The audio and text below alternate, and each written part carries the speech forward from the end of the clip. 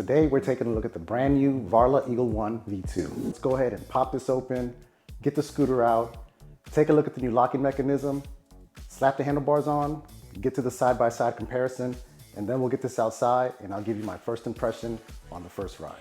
This thing came packed in foam. There's foam all around it. It's in great shape from what I can see. I don't see a scratch on anything. Here's what we're looking at once the foam is out of the box.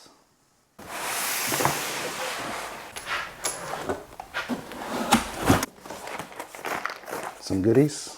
Look at that. They even throw in some knee pads, elbow pads, some wrist guards.